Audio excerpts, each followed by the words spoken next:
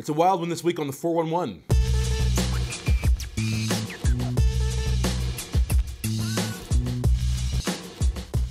We started the show off this week with a very interesting call of booty.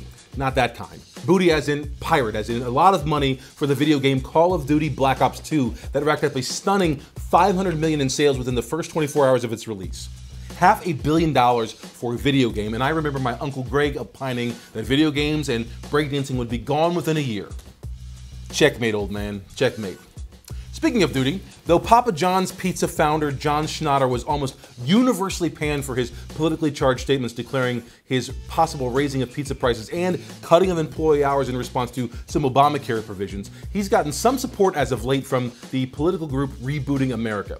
The supposed grassroots org designated that Friday as a National Papa John's Appreciation Day, proving that to every action there is an equal opposite reaction, though. The same group designated Saturday Vomit, Diarrhea, and Self-Loathing Day due to the terrible aftertaste from consumption of, and I use the term loosely, food brought to you from Papa John's. More on the topic of quote-unquote food.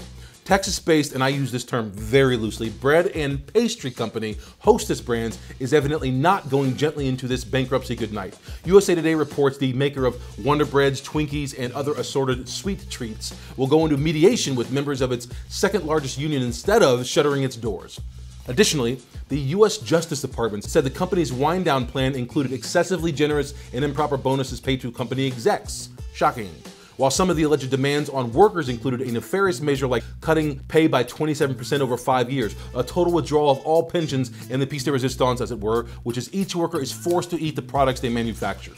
Okay, I'm sorry I made that last part up, but doesn't it seem like a gruesome union-busting technique?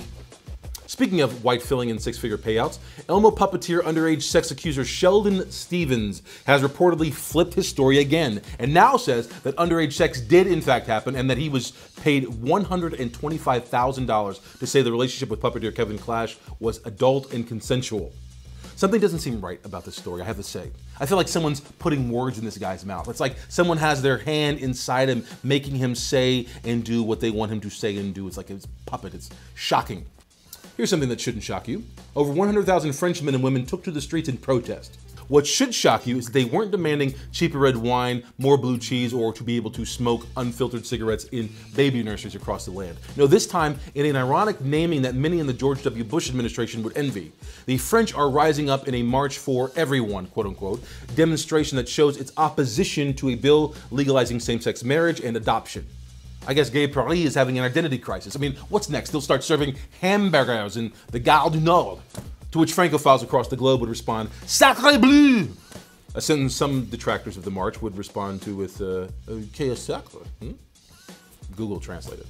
This from the land that gave us the French kiss, pasteurization, diesel engines, that bastion of liberty, the Eiffel Tower, and French fries, or what some here refer to as freedom fries.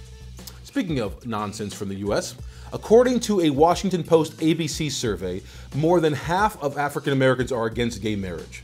Out of any minority group, blacks were the only set that had a majority who were against gays tying the knot. Now, to be fair, it's not like African Americans have ever been subjected to oppression, marginalization, or disenfranchisement where they haven't been given the same rights, specifically those of marriage, as the rest of the country, so this stance is totally understandable. There's no way African Americans could understand one of this generation's biggest civil rights struggles, could they?